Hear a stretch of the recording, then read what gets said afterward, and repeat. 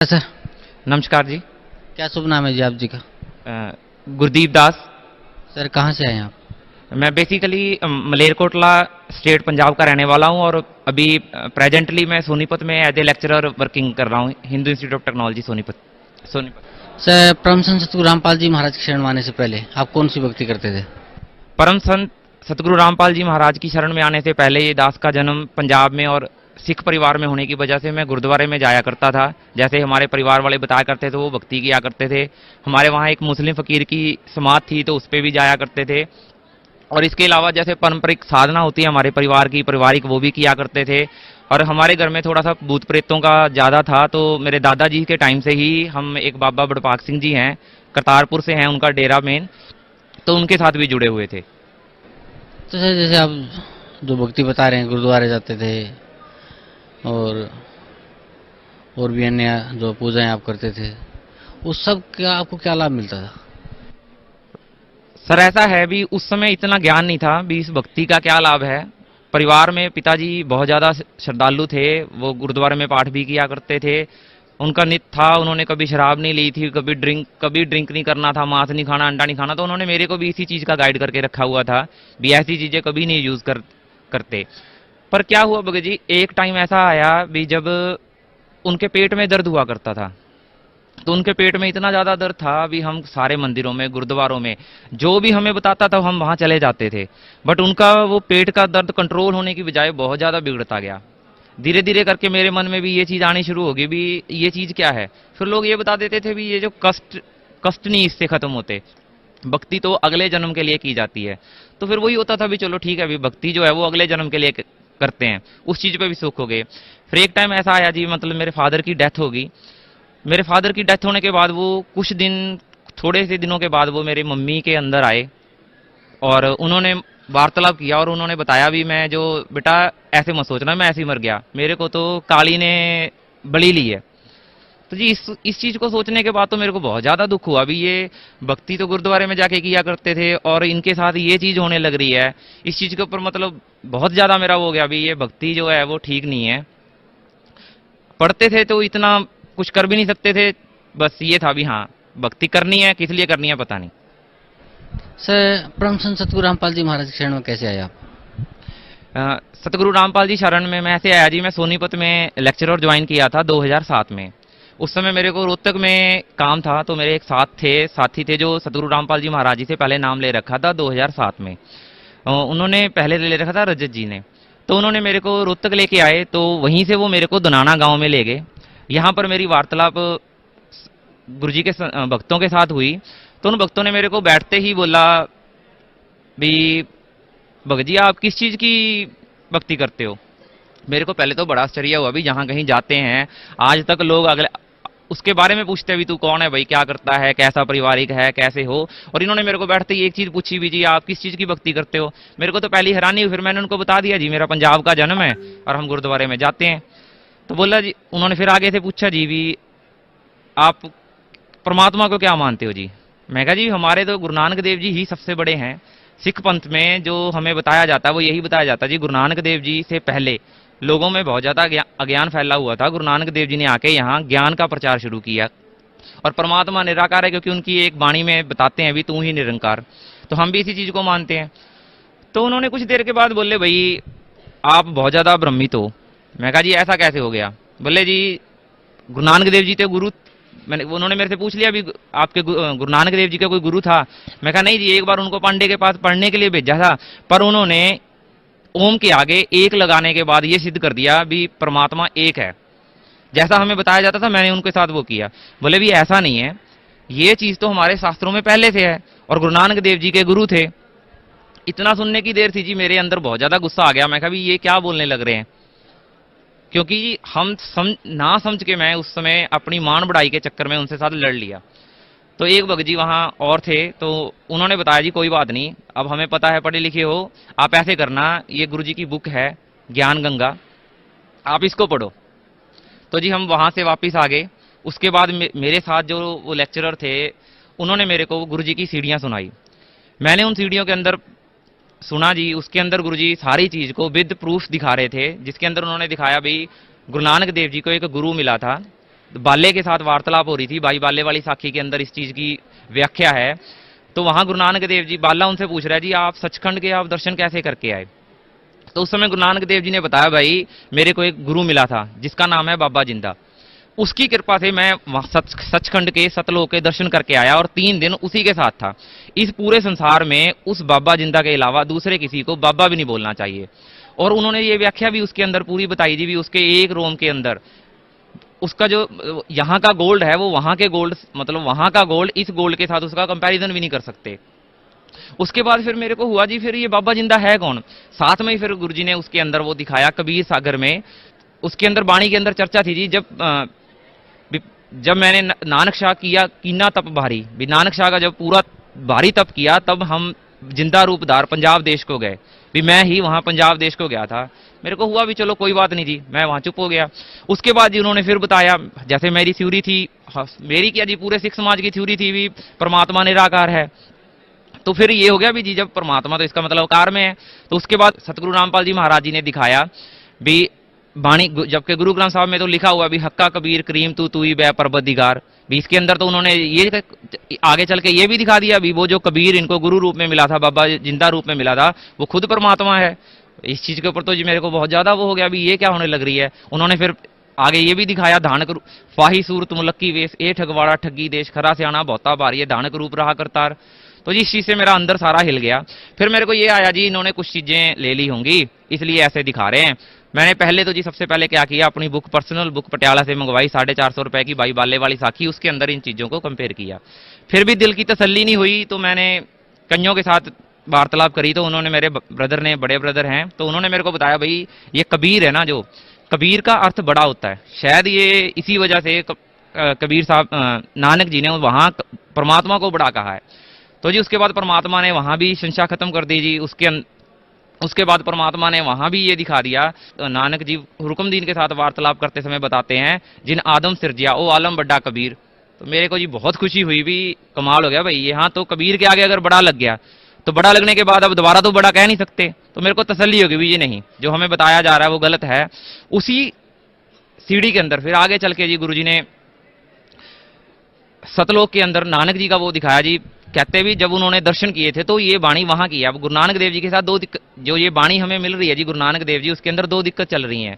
पहली चीज क्या जी, एक बाणी वो है जो गुरु नानक देव जी की वही नदी में प्रवेश करने से पहले की है, जब तक उन्होंने सतलोक में परमात्मा कबीर साहब के दर्शन नहीं किए थे। और एक बाणी वो है जो परमात्मा के दर्शन करने के बाद की है। अब इन दोनों बाणियों में डिफरेंस है और उस चीज का डिफरेंस बताने वाला कोई नहीं था। उन्हीं गुरु ग्रंथ साहब के अंदर बाणी है जी, बागे कपड़ बोले बैन लंबा तेरा नक काले तेरे नैन कदे देखा साहिब बैन। इसके अंदर पूरी व्याख्या आ रही है जी, उसका लंबा नक है, काले उसके नैन है, सफेद वो कपड़े पहनता है और मीठा बोलता है, सबके साथ वार्तालाप करता है। ऐसी एक बाणी है जी, जैसे हम कहते हैं जी परमात्मा कण कण में समाया हुआ है, उसके अंदर नानक जी अपनी बाणी में कह रहे हैं जी नीच जात परदेसी मेरा खिनावे छिन जावे रे ताकि संगत नानक रहंदा मुड्ढा कि में पावे रे। उसके अंदर ये चीज क्लियर होती है जी परमात्मा किसी और जगह रहता है और वहां से तीव्र गति करके यहाँ आता है और अपने दृढ़ भक्तों को मिलके नाम उपदेश करता है। तो मेरे को बहुत खुशी हुई जी इस चीज के ऊपर। और उसके बाद मैंने जी जुलाई 2008 में सतगुरु रामपाल जी महाराज के पास बरवाड़ा आश्रम में आके नाम ले लिया। सर परम संत सतगुरु रामपाल जी महाराज ने जो भक्ति आपको दी है, उस भक्ति से आपको क्या लाभ मिला? सर सबसे पहला तो लाभ ये था जी, परमात्मा की बाणी है जी, मानुष जन्म दुर्लभ है ये मिले ना बारंबार। इस भक्ति से सबसे पहले क्या था जी, हम अपने जीवन को नर्क बना रहे थे, क्योंकि कॉलेज लाइफ थी, उसके बाद नौकरी मिल गई तो यही हुआ करता था जी, खा लो पी लो बस खत्म, सो लो रात को, बस यही भक्ति है और यही सारा कुछ है।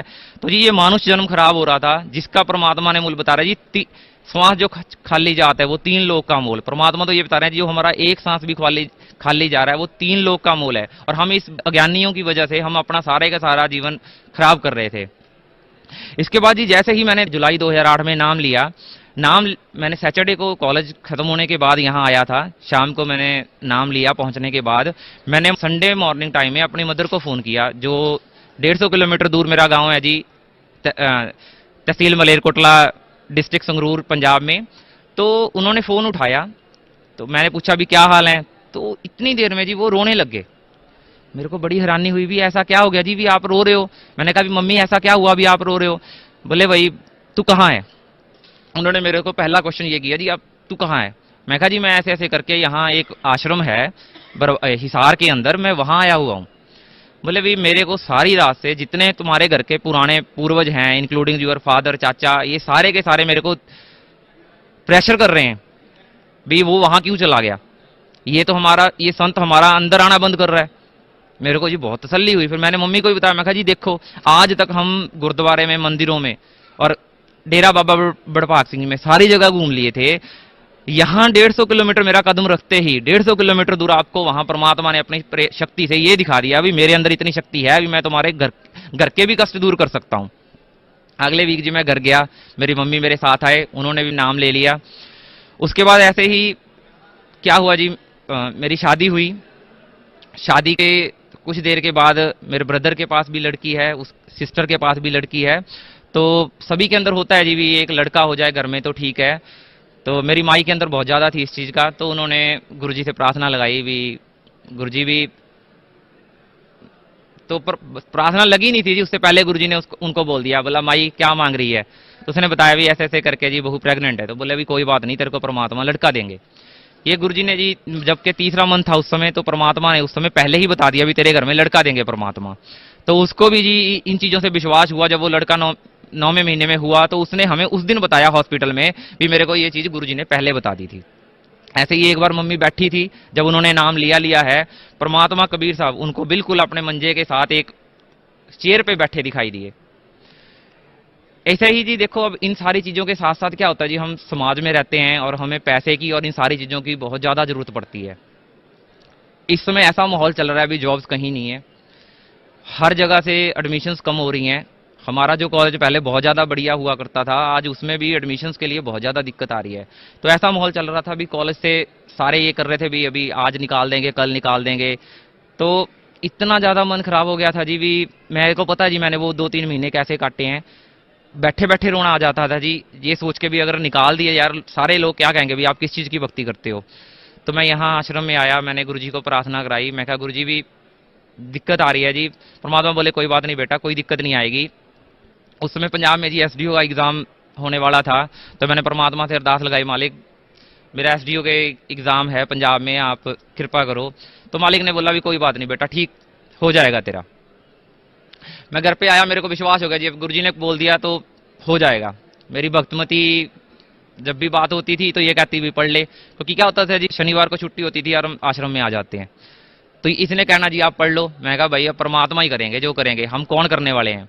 वो एग्ज़ाम हुआ जी, उस एग्ज़ाम मतलब मैं इसको हंसा करता था उस समय, क्योंकि विश्वास था जी परमात्मा के ऊपर, पर मैं इसको हंसी में कहा करता था जी गुरुजी इधर उधर बैठ के काम करवा देंगे मेरा सारे का सारा। मैं इसको कहा करता था भाई कुछ मेरे को आगे से बता देंगे, कुछ इधर बैठ के बता देंगे कि मेरे को दिखेंगे और किसी को दिखेंगे ही नहीं।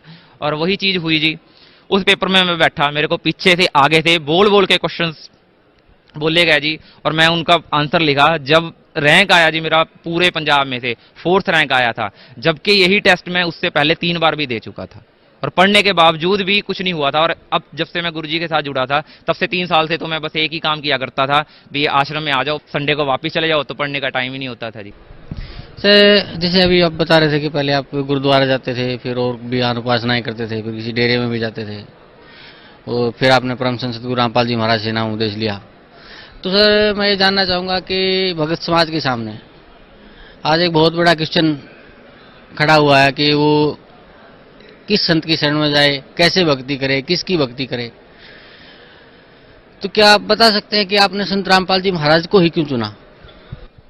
ऐसा है जी, ये एक बहुत ज्यादा बड़ा गुलझदार क्वेश्चन है, पर परमात्मा सतगुरु रामपाल जी महाराज ने इसका बहुत ज्यादा सरल तरीके से आंसर दिखाया है। हमारे शास्त्रों में इस चीज के सारे परिमाण है जी, वो सतगुरु की पहचान कैसे हो सकती है। जैसे गीता के 16वें अध्याय के 23वें श्लोक में लिख रखा है जी, भी जो शास्त्र विधि को त्याग के मनमाना आचरण करते हैं, ना तो उनको परम सिद्धि प्राप्त होती है, ना वो परम लोक को प्राप्त करते हैं। ऐसे ही गरीबदास जी महाराज की वाणी है, सतगुरु के लक्षण कहूं मदरे वैण विनोद, 4 वेद 6 शास्त्र कहें 18 बोध। उन्होंने भी अपनी वाणी में यही बताया भी वो जो सतगुरु होगा वो 4 वेद 18 पुराण, गुरु ग्रंथ साहब नानक जी की वाणी है, जो कुरान शरीफ जो मुसलमान पवित्र मानते हैं, बाइबल, इन सबका ज्ञान एक साथ देगा। और नानक जी ने अपनी वाणी में बताया जी, सोई गुरु पूरा कहावे, 2 अक्षर का भेद बतावे, एक छुड़ावे एक लंगावे, 100 प्राणी निज घर को पावे। ऐसे ही इन चीजों के साथ साथ जी गीता के अंदर 15वें अध्याय के श्लोक नंबर 1, 2, 3 में तत्वदर्शी संत की पहचान बता रखी है जी। जो इस उल्टे लटके हुए संसार रूपी वृक्ष को जड़ से लेके पत्तों तक भिन्न भिन्न इन अंगों से बता देगा, वो तत्वदर्शी संत होगा।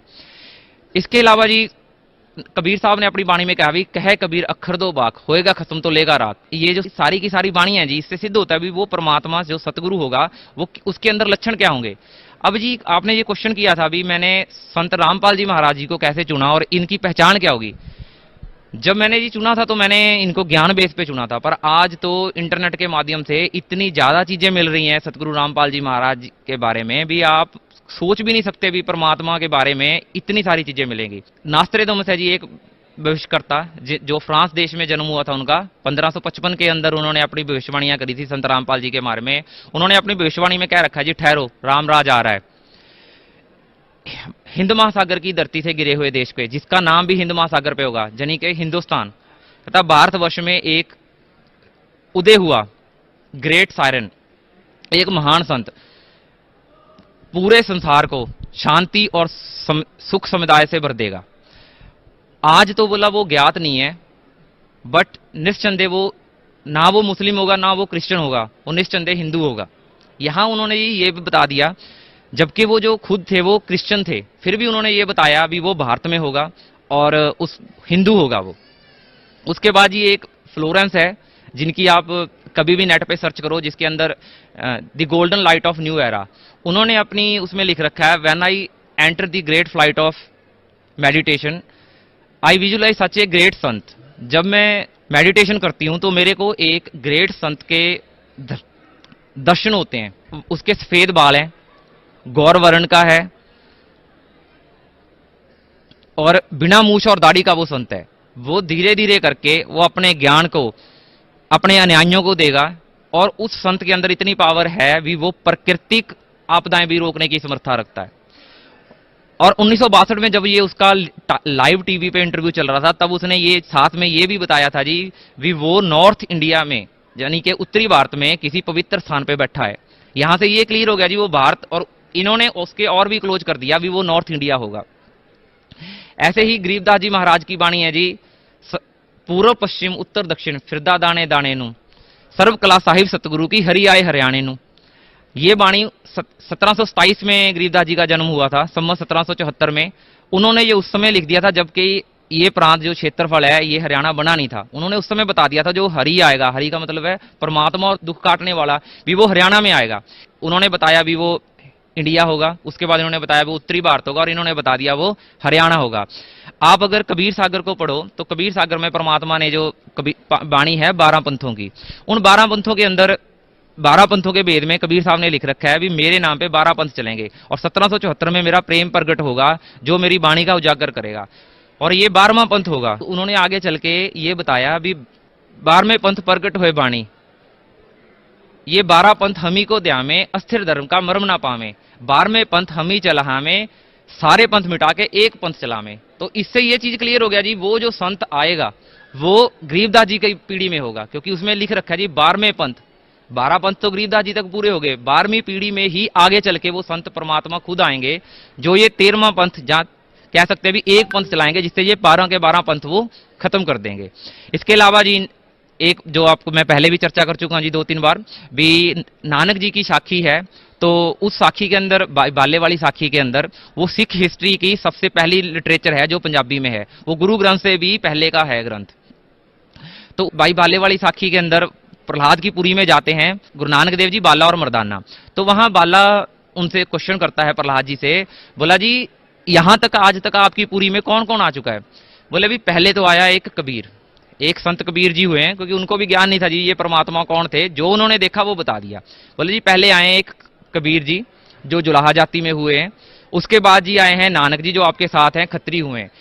तो उन्होंने पूछा जी कोई और भी आएगा। बोला हाँ, इनकी शक्ति के बराबर की शक्ति एक और आएगी जो जाट वर्ण में जन्म होगा। और यहां देखो जी इस वाणी से यह भी सिद्ध होता है भी उस संत की जात कौन सी होगी। वैसे तो संतों की कोई जात नहीं होती, पर फिर भी जिस जन्म में घर में जन्म लिया उसका जो भी यहाँ का वो है उसके हिसाब से बता दिया जी वो जाट कुल का होगा। ऐसे ही एक जय गुरुदेव पंथ का है, मथुरा से चलता है, उन्होंने सतगुरु रामपाल जी महाराज जी का जो जन्म है जी वो रजिस्टर्ड है, क्योंकि जेई की पद से उन्होंने अपना रेजिग्नेशन दे दिया था और ये चेंज नहीं कर सकता कोई भी। और वो क्योंकि फिक्स हैं, जो एक बार गवर्नमेंट सेक्टर में काम कर चुका है तो उनकी वो रजिस्टर्ड है। ये ऐसा नहीं है भी कल को कोई चेंज कर लेगा अपनी मर्जी से। 8 सितंबर 1951 का जन्म है सतगुरु रामपाल जी महाराज का, जो जय गुरुदेव जी पंथ के बानी हैं। उन्होंने 7 सितंबर 1971 को कहा, जिस अवतार की लोग प्रतीक्षा कर रहे हैं वो अवतार आज 20 साल का हो चुका है। और वो पूरी डेट एग्जैक्ट उसी दिन 20 साल पूरे होते हैं और 21वां साल नेक्स्ट डे शुरू हो जाना था। अब देखो जी, इन सारी चीजों से पूरी वार्तालाप क्लियर होती है भी वो संत जो होगा वो पूरे विश्व से इंडिया में आएगा। इंडिया से नॉर्थ इंडिया बोला, नॉर्थ इंडिया से गरीबदास जी ने उसको हरियाणा बताया, और ऐसे कबीर साहब ने बताया भी वो गरीबदास जी की पीढ़ी के अंदर होगा। और इसके बाद इन्होंने, नानक जी ने बता दी उसकी जात, और जो ये अपने जय गुरुदेव पंथ के बानी थे उन्होंने इसके बारे में बता दिया भी उसका जो जन्म होगा, वो संत का जन्म होगा, वो 8 सितंबर 1951 का होगा। इन सारी बातों से पता चलता है जी भी जो ये वो संत होगा जो परमात्मा जो तारने आ रहा है यहाँ संसार को, वो सतगुरु रामपाल जी महाराज ही है। अभी पीछे जी फ्राइडे की बात है, हम ये सारी चीजें कॉलेज में बात करते हैं तो जितना भी हमारा स्टाफ है हम सबको बताते हैं गुरु जी के बारे में। तो क्या दिक्कत आ रही थी, वो लोग सोचते थे भी ये जितनी हम भविष्यवाणियां और ये सारी चीजें बता रहे हैं ना, ये हमें आश्रम से मिल रही हैं इसलिए हम बता रहे हैं। तो वो थोड़ा सा कम इंटरेस्ट लेते थे क्रौंथा कांड की वजह से, वो इलाका भी वही है तो उनके ऊपर थोड़ा सा उस चीज का प्रभाव था। तो एक हमारा माली है, उसने हमें एक बुक दी जो मथुरा से छपी हुई थी। उस बुक के अंदर 7 भविष्यकर्ताओं की भविष्यवाणियां हैं, जिसके अंदर जीन डॉक्सन एंड एल्डरसन जो यूएसए के हैं, और प्रोफेसर फरारे, क्लार्क, नास्त्रेदमस, ऐसे ऐसे करके उसमें 6-7 भविष्यकर्ताओं की बहुत बढ़िया भविष्यवाणियां हैं। और उस पूरी 70 पेज की बुक में सतगुरु रामपाल जी महाराज के बिना उस बुक में कोई चर्चा नहीं है। उसमें आप जो भी पेज खोला, हमने उस दिन पहली बार पढ़ी थी हमने वो बुक, और उस बुक के अंदर जो कुछ भी मिला उस सारी भविष्यवाणियों के अंदर 1999 की दुनिया के बारे में और उसके बाद की दुनिया के बारे में सब कुछ बता रखा था जी। उसके उस वाणी के अंदर परिवार के बारे में भी बता रखा जी, भी वो एक गांव में जन्म लेगा, भारतवर्ष का एक छोटे से देहात में एक गांव में जन्म होगा उसका, और गृहस्थी होगा वो। उसके अंदर क्लियर है जी भी वो गृहस्थी होगा, विवाहित होगा, उसके 2 लड़के होंगे 2 लड़कियां होंगी। उस भविष्यवाणियों के अंदर इतना तक भी क्लियर है भी उसके 2 लड़के और 2 लड़कियां होंगी। वो अपना ऐसा नया आध्यात्मिक ज्ञान प्रकट करेगा जिससे पूरे विश्व में शांति और सुख फैल जाएगा। तो जी हमने वो सारों को पढ़ाई, बहुत खुश हो गए उन्होंने वो पढ़ा। एक हमारे अंदर ये आता था जी, हम सोचते थे, क्योंकि हम दोनों एक ही स्टाफ में थे, हम सोचा करते थे जी ये नास्त्रेदमस, फ्लोरेंस, ये जो इतने सारे क्लार्क वगैरह, ये सारे के सारे भविष्यकर्ता ये हैं कौन। उस बुक के सेकंड लास्ट पेज है, उस बुक के अंदर नास्त्रेदमस की लास्ट वार्तालाप के बारे में चर्चा करी हुई है। उसके अंदर नास्त्रेदमस जी रात को सोते समय मतलब बैठे थे इवनिंग टाइम में, उन्होंने अपने परिवार को बुलाया, बोले भी एक बार आप आ जाओ। तो वो सारे के सारे उसके पास आ गए। तो उन्होंने उसको बोला भी आज मेरी लास्ट नाइट है, आज सुबह मैं इसके बाद नहीं उठूंगा। तो मैं तो उस अवतार के बारे में, उसने वहां अवतार नहीं, उसने संत नहीं लिखा, उस भाषा में उसने लिख रखा मैं उस परमात्मा की सहायता करने के लिए आया था। कमाल की बात यहां मेरे लिए यहां 2 चीजें थी भी, एक तो मेरे को वहां से ये पता, उसने बोला जी मैं तो उस परमात्मा की सहायता करने के लिए आया था, अब मेरे मरने के बाद दुख मत करना, जब वो परमात्मा दोबारा आएगा मैं उसी क्षेत्रफल में आऊंगा और ऐसे ही ज्ञान प्रचार करूंगा। तो इस चीज को पढ़ने के बाद जी 2 चीजें मेरी क्लियर होगी भी वो जो संत है वो संत नहीं है, वो परमात्मा खुद ही आ रहे हैं। और दूसरी चीज ये क्लियर होगी थी भी, जो हमारे को ये ज्यादातर लोग वो क्या करते थे, भाई तुम क्यों इतना बताते लग रहे हो, वो अपने आप बताएंगे तुम्हारे संत जी। और इन भविष्यवाणियों के अंदर ये भी लिख रखा थी जी वो छोटे छोटे अनुयायी उसके, वो सारी दुनिया में उसके ज्ञान को फैलाएंगे। ऐसे ही जी नास्त्रेदमस ने यहां तक भी लिख रखा है भी उसका ज्ञान इतना दृढ़ होगा भी वो अपने ज्ञान से उस समय के जितने अज्ञानी होंगे सबकी खाल उतार देगा। ये सतगुरु रामपाल जी महाराज अकेले संत हैं जी दुनिया में। इनका नेट पे देख सकते हो आप, जिन्होंने, और न्यूज़पेपरों में देख सकते हो, जिन्होंने पूरे विश्व के संतों को आध्यात्मिक ज्ञान चर्चा के लिए इनवाइट किया। यहां तक भी उनको प्रार्थना कर दी थी जी सारा खर्चा आश्रम करेगा, ताकि भगत समाज ये फैसला कर सके कौन सा असली है कौन सा नकली है, क्योंकि दुनिया में इतने सारे संत होने लग रहे हैं और परमात्मा तो पता ही है जी कौन असली है कौन नकली है। ये शास्त्र उस चीज का और परमात्मा की वाणी सब कुछ प्रूफ कर देती है कौन असली है कौन नकली है। ये तो बस परमात्मा ये इस चीज के लिए उनको आध्यात्मिक चर्चा के लिए बुलाते हैं जी। अगर वो आ जाएं तो कम से कम जो करोड़ों लोग उनके साथ रह के अपना जीवन बर्बाद कर रहे हैं उनका भला हो जाए।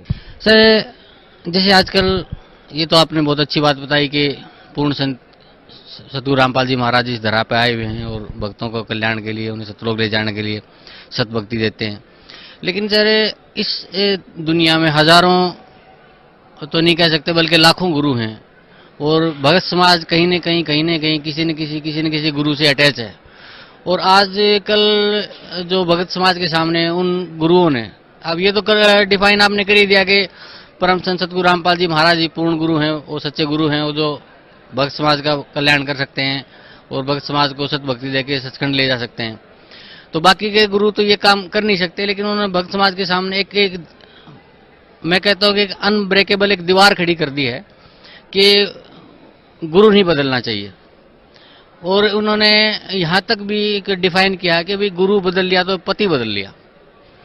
तो सर क्या मैं आपसे जान सकता हूं कि भी गुरु क्यों नहीं बदलना चाहिए और गुरु बदलना चाहिए या नहीं बदलना चाहिए, और नहीं बदलना चाहिए तो क्यों नहीं बदलना चाहिए, और बदलना चाहिए तो क्यों बदलना चाहिए? ऐसा है सर, जो ज्ञानी गुरु हैं समाज में उनको पता चल चुका भी सतगुरु रामपाल जी महाराज उनका पर्दाफाश कर रहे हैं। सबसे पहला तो उन्होंने षड्यंत्र क्या रचा, उन्होंने अपने अनुयायियों को ये फैलाना शुरू कर दिया भी आप सतगुरु रामपाल जी महाराज की कोई सीढ़ी ना सुनो, कोई बुक ना पढ़ो। पहले तो इस चीज का बहुत बड़ा प्रूफ है जी, जब एक गुरु ये कहने लग रहा भी आप कबीर साहब की बाणी ना पढ़ो, नानक जी की बाणी ना पढ़ो, तो यहां से प्रूफ हो रहा जी वो गलत है, वो जो संत है वो गलत है। वो आपके अंदर जैसे सीता जी को उठाया था, सीता जी को कैसे उठाया गया था जी, रावण संत रूप में गया था। ऐसे ही अगर इस समाज में पूरा गुरु है, अगर अधूरे गुरु कह दें, दूसरी टर्म में हम कह सकते हैं भी अज्ञानी गुरु ना होते तो परमात्मा को बाणी बोलने की कई बहुत सारी बाणियां हैं जी जो उन्होंने अज्ञानी गुरुओं के लिए कह रखे हैं। तो परमात्मा ने कह रखा जी असंख्यों गुरु गर्क में मिल गए, इन चेलियां को कौन छुड़ावे रे। तो परमात्मा ने बता रखा जी असंख्यों गुरु, वो वही गुरु होंगे जी जो गलत साधना करवाने लग रहे थे। तो इसका मतलब क्या है, ये परमात्मा ने अपनी वाणी में पहले ही ये इशारा कर दिया था भी जब मेरा वो संत आएगा, वो मेरा सतगुरु आएगा। एक्चुअली आना तो परमात्मा ने खुद ही है, आए तो वो खुद ही बैठे हैं, पर वही है जी वो शरीर पर सतगुरु रामपाल जी महाराज जी का दिखता है तो हम उसी टर्म में बात करते हैं। तो यहां वो डिफाइंड पहले ही कर दिया था भी जब वो मेरा संत आएगा तो उस समय ये काल क्या करेगा, बहुत सारे अज्ञानी गुरुओं को बिठा देगा और वो पक्का कर देंगे उसके ऊपर भी गुरु नहीं बदलना। और परमात्मा ने तो अपनी वाणी में बोल रखा है जी भी जब तक गुरु मिले ना साचा तब तक आप गुरु बदल सकते हो, जब तक आपको सतगुरु नहीं मिलेगा, सच्चा सतगुरु नहीं मिलेगा तब तक आप गुरु बदल सकते हो। अब एक बात बताओ जी, एक कोई बीमार है, एक छोटी सी एग्जांपल ले लो, कोई बीमार है घर में और एक डॉक्टर के पास हम जाते हैं, अगर उसकी बीमारी नहीं कटती क्या वो मरने के लिए छोड़ देते हैं? नहीं छोड़ते ना। हम क्या करते हैं, हम हमेशा क्या करेंगे, भाई उससे बड़े वाला डॉक्टर देखो, सिटी में नहीं मिल रहा तो जैसे चंडीगढ़ है चंडीगढ़ आ जाओ, दिल्ली है तो दिल्ली आओ। तो सेम चीज यहां भी है जी, अगर वो गुरु सही होते तो आज समाज के अंदर अविश्वास क्यों फैलता, इतने दुख क्यों होते। अगर आज आप सही तरीके से देखो जी, दुनिया गर्क होने की तरफ जा रही थी, अगर सतगुरु रामपाल जी महाराज धरती पे ना आते तो दुनिया गर्क होने जा रही है। केदारनाथ, बद्रीनाथ, अभी हेमकुंड साहब में क्या हालत हुई थी, लाखों लोग मर गए उसके अंदर। अगर भक्ति और उनके गुरु ठीक होते तो उनको कोई बचाने वाला ना होता जी। तो परमात्मा तो अपनी वाणी में कहते हैं जी जब तक सतगुरु नहीं मिलेगा जब तक आप गुरु को भर सकते हो। परमात्मा ने तो अपनी वाणी में यहां तक कह रखा जी झूठे गुरु के लित्तर मार, इनको घर से गाड़ घसीटो, इनको पिटे पाप नहीं। देखो जी, उन्होंने यहां तक वाणी बोल दी भी जो गलत गुरु है, जो ज्ञानी गुरु हैं, उनको घर से बाहर निकाल के पीट दो, उसका भी परमात्मा पाप नहीं लगेगा, क्योंकि जी वो तो हमारे जीवन को नरक बना रहे हैं। ये तो परमात्मा को पता है जी, क्योंकि परमात्मा की वाणी में आता जी मैं रोवा सृष्टि नो सृष्टि रोवे मोहे, हम दोनों के विजोग को समझ ना सके कोई। ये ज्ञानी गुरु नहीं समझ सकते जी भी परमात्मा और आत्मा का क्या सहयोग है और कैसे वो आपस में रोती हैं। अब आप देखिए जी, जैसे हमें पहले पता था भी गुरु नानक देव जी के जो गुरु थे वो ब्रिजलाल पांडे थे, उन्होंने उनसे नाम उपदेश रखा, गीता जी का उपदेश वो उनसे पढ़ा करते थे, क्योंकि उनका जो ज्ञान था वो स्थिर नहीं था। जब उनको कबीर साहब वेई नदी के ऊपर मिले तो उन्होंने उसको वो असली ज्ञान बताया, उस सतलोक के बारे में ज्ञान दिया। तो उसके बाद जब नानक जी ने गुरु बदल लिया तो हमें गुरु बदलने में क्या दिक्कत होनी चाहिए जी। जब एक धर्म का बानी जो सिख धर्म के बानी हैं गुरु नानक देव जी, उन्होंने सच्चाई का मार्ग अपनाने के लिए गुरु बदल लिया। तो हमें इस समाज के अंदर किसी को भी गुरु बदलने में कोई दिक्कत नहीं होनी चाहिए, पर वो गुरु सतगुरु होना चाहिए। सर जैसे अभी आप बता रहे थे कि भाई बहुत से गुरु हैं और हमें तब तक सतगुरु ना मिले तो तब तक हमें गुरु बदलना चाहिए। तो सर परम संत सतगुरु रामपाल जी महाराज ने एक भगत समाज की इस गुत्थी को सुलझाने के लिए दुनिया के सभी धर्म गुरुओं को शास्त्रार्थ के लिए आमंत्रित किया है। तो कैसा लगता है आपको? ये तो जी बहुत बढ़िया लगता है, क्योंकि देखो जैसे हम धक्के खा रहे थे वैसे वो दुनिया भी धक्के खाने लग रही है। अब इस आमंत्रण से क्या होगा, वो लोग, वो गुरु नहीं आएंगे जी, जो उनके अनुयायी हैं, जो पढ़े लिखे हैं, जो शिक्षित समाज है, वो अब गुरुओं के पास जाएगा। ये देखो जी, इस नेट के ऊपर, इस सीडी के ऊपर और इन न्यूज़पेपरों में उन्होंने आपको इनवाइट कर रखा है, आप क्यों नहीं जा रहे जी? उससे जब अगर वो आए ना आए, अब उससे उनका विश्वास हो जाएगा भी हाँ भाई हमारा जो गुरु है वो पूरन नहीं है, इसीलिए ये भाग रहा है। योद्धा अगर रन से भाग रहा है तो इसका मतलब क्या है, भी उसमें कमजोरी है, वो सामने वाले से डर चुका है और उसको पता चल चुका है भी ये मेरे को पछाड़निया धरती पे आ चुका है। तो मेरे को इस चीज की बहुत खुशी होती है जी, बहुत जल्दी ये संसार एक ही झंडे के नीचे आएगा। जैसे कि पहले भविष्यवाणी में भी उन्होंने बता रखा है भी उस संत का एक झंडा होगा, एक भाषा होगी और वो पूरे संसार के लिए एक संविधान बनाएगा जो पूरे लोगों में मान्य रखेगा। सर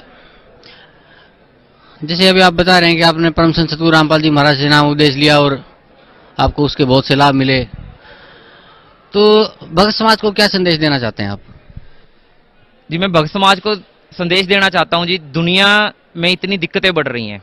राधा स्वामी पंथ को चलते हुए 110-12 साल हो चुके हैं, सिख पंथ को चलते हुए 400 साल 500 साल हो चुके हैं, हिंदू समाज तो शुरू से ही यहां पर है, मुस्लिम धर्म को चलते हुए इतनी देर होगी, क्रिश्चियन धर्म को चलते हुए 1900, आज तो 2013 हो चुका है, 2013 साल हो चुके हैं, फिर भी हमारे ऊपर ये सारी की सारी आपदाएं आ रही हैं। जबकि परमात्मा की वाणी में तो ये कहा जाता है जी, दुख में सिमरन सब करे, सुख में करे ना कोई, जो सुख में सिमरन किया तो दुख काहे को होए।